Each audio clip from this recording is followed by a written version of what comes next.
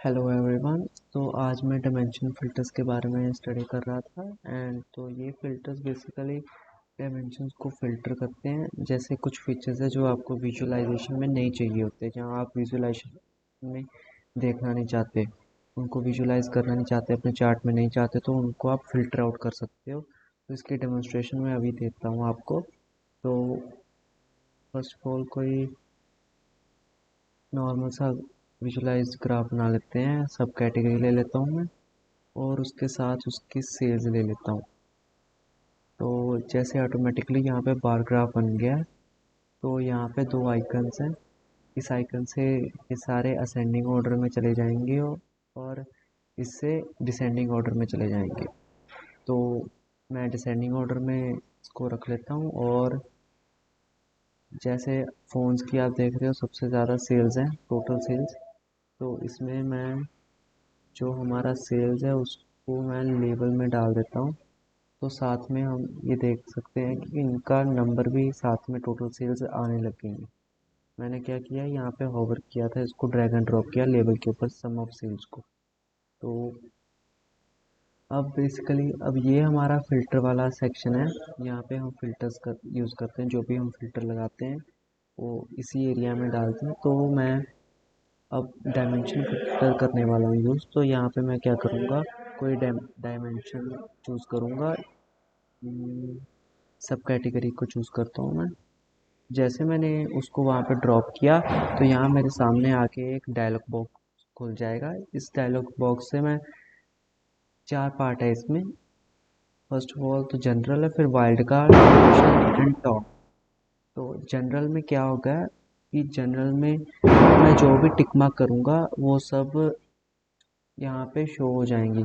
For example अगर मुझे accessories या अप्लाइंसेस नहीं चाहिए तो मैं उनको अप्लाई करता हूँ और एक्सेसरीज और अप्लाइंसेस यहाँ से गायब हो जाएंगे।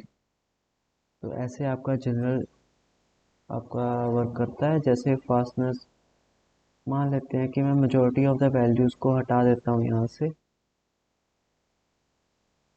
नन पे क्लिक करूँगा तो मेजॉरिटी हट गई हुई है, ऑलमोस्ट सारी हटा दी मैंने नन पे क्लिक करके। और मुझे चाहिए टेबल्स, पेपर्स एंड फोन। तो मैं अगर अप्लाई करता हूँ तो मेरे पास सिर्फ तीन ही कैटेगरीज, तीन ही फीचर्स यहाँ पे शो होंगे, फ़ोन, टेबल्स और पेपर। और ये हमारा जनरल सेक्शन है। तो इसको मैं सेलेक्ट ऑल करके अप्लाई कर देता हूँ, जैसे कि नॉर्मली ये था पहले से। उसके बाद हम आते हैं वाइल्ड कार्ड पे। वाइल्ड कार्ड पे क्या होता है कि इसमें हम ऐसी कंडीशन दे सकते हैं कि जिस कैटेगरी के नेम के अंदर हम कोई वर्ड आ रहा हो, जैसे फ़ोन्स में ONES आ रहा है तो मैं अगर लिख दूँ कंटेन्स, नीचे कंटेन्स सिलेक्ट हुआ है और पर फ़ोन्स का जो सब स्ट्रिंग है मैंने वो लिख दिया है। तो अगर मैं अप्लाई करूँगा तो वो सिर्फ फ़ोन्स में ही है। तो अगर उसके अंदर मैं ओ डाल देता हूँ तो जिस जिस कैटेगरी के नाम में ओ आ रहा होगा वो सभी आ जाएंगी, जैसे book cases, copier, accessories, envelopes, इन सभी में ओ आ रहा है।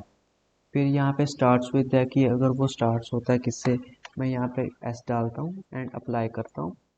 जैसा कि आप देख सकते हो कि मैंने एस अप्लाई किया तो ये स्टार्टिंग विद एस वाले स्टोरेज और सप्लायर्स वही मेरे को शो हो रहे हैं। वैसे एंड्स विद सेम चीज़ है, उसको अप्लाई करूँगा तो जो एस के साथ एंड हो रहे हैं वो आ गए। अगर कोई नहीं भी हो रहा होगा तो वो नहीं आएगा, जैसे स्टोरेज में सिर्फ ए ई था, अगर मैं मे भी जेड करके दिखाऊँ तो कोई भी नहीं आएगा, बिकॉज जेड से कोई एंड ही नहीं हो रहा। फिर एग्जैक्टली मैचेस की कोई प्रॉपर मैच होगा तभी आएगा। अगर मैंने फ़ोन भी लिखा है तो वो नहीं आ रहा, क्यों? क्योंकि कैटेगरी का नेम फ़ोन्स था। तो ये एग्जैक्टली मैचेस है।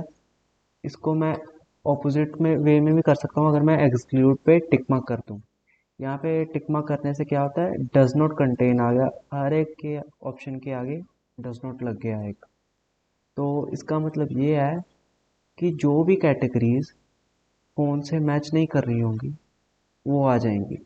तो फ़ोन्स को छोड़ के सभी आ गई, ऐसे है। तो अब हम आगे बढ़ते हैं, मैं क्लियर करके इसको अप्लाई कर देता हूँ ताकि मेरे को सारे के सारे शो हो जाएं कैटेगरीज। अब इसके आगे ये कंडीशन आ जाती है फ़िल्टर की।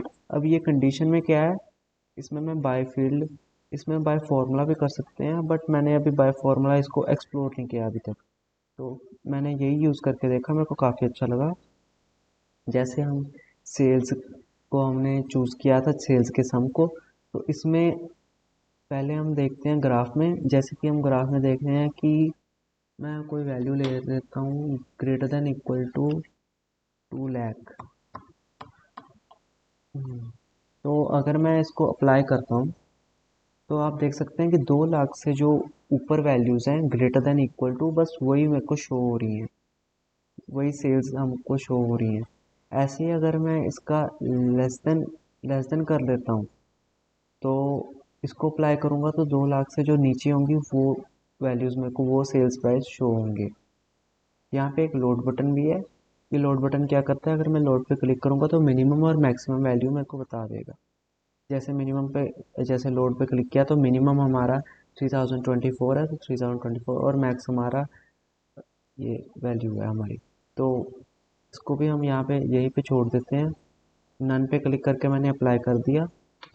एंड आगे बढ़ते हुए ये टॉप, ये बेसिकली क्या है कि जैसे हमको रैंकिंग करनी होती है टॉप 5 टॉप 6 या बॉटम 3 बॉटम 2, तो वैसे हम कर सकते हैं। बाय फील्ड पे मैं क्लिक करूँगा और यहाँ पे आपके पास दो ऑप्शन है, टॉप या बॉटम। मैं चाहता हूँ कि मेरे पास टॉप 3 फीचर्स आ जाएं, सब कैटेगरीज आ जाएं जिनकी सेल्स का टोटल सम सबसे ज़्यादा हो। तो मैं अप्लाई करता हूँ तो ये आ गया फ़ोन, चेयर्स और स्टोरेज। और अगर मैं बॉटम 2 की सिलेक्ट कर रहा हूँ और अप्लाई कर रहा हूँ तो ये बॉटम 2 का आ गया। तो ऐसे आप फ़िल्टर अप्लाई कर सकते हो अपने ग्राफ्स के ऊपर। Thank you very much.